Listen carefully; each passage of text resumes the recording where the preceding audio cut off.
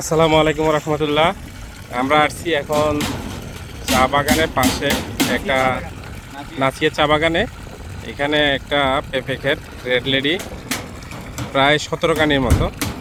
তো এখানে এই 550 ওয়াটের 3টা প্যানেল দিয়ে এই 3 ইঞ্চি বোরিংয়ের ভিতরে আমরা দিচ্ছি।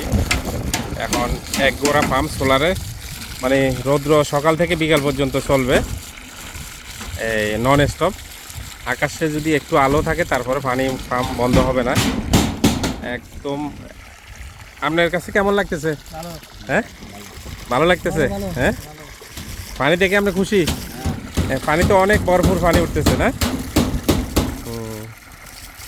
ঠিক আছে, ইনশাল্লাহ আমাদের এই সেট আপগুলো যদি কারো লাগে যোগাযোগ করবেন, ইনশাল্লাহ আমাদের কাছে আছে।